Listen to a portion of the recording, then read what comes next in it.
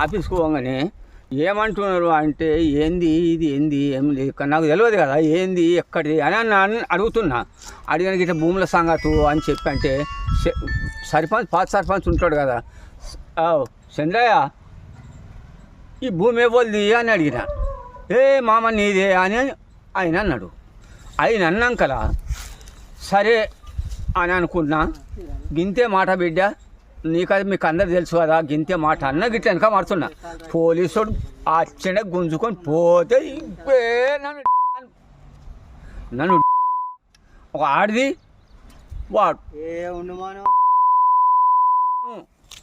ఏం చేయాలి నేను ఆఖరి కట్టె ఎవ్వో ఏం చేయడానే కోపం పుట్టింది చేస్తాని. అద్దద్దు అద్దద్దు అద్దద్దు అనవచ్చు అందరు. అద్దద్దు అన్నప్పుడు ఏం చేస్తాను సప్పుడు అక్కుకున్నా. నా బతుకు గిట్లయింది, నేను పెద్ద మనిషిని. ఇగో చూడండి నా ఆధార్ కార్డు మీద ఎన్ని ఏళ్ళు ఉన్నాయో చూసుకోండి. ఏ సమస్య పోయినాను ఇప్పుడు అక్కడ? ఏ సమస్య? భూమి సమస్యకే పోయినా. భూమి సమస్యకు నాది ఇది బెట్టు నాది ఉన్నది. ఈ భూమి నాకు కావాలా? అద్దెకురం ఎట్ట దొంగ పట్ట చేపించుకున్నారు, అద్దెకురం ఎట్ట దొంగ పట్ట చేపించుకున్నారు. నాకు అద్దెకురం భూమి ఇక్కడ కావాలా అని అన్న. బాపు గింతే నాది ఉన్నది ఏమిటి గింతే.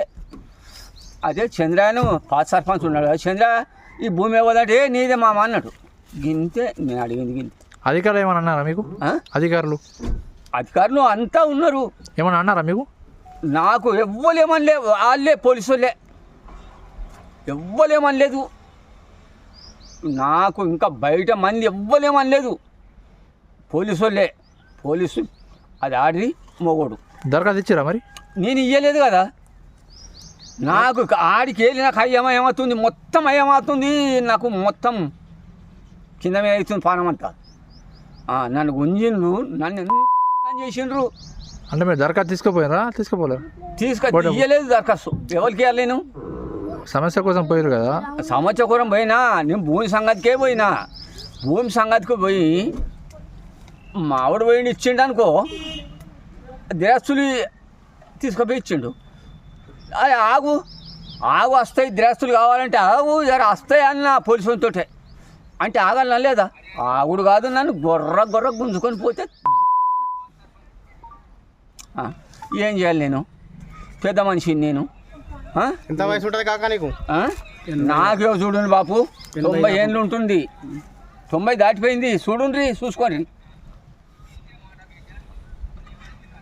నన్ను ఇంత ఘోరం చేసుడు.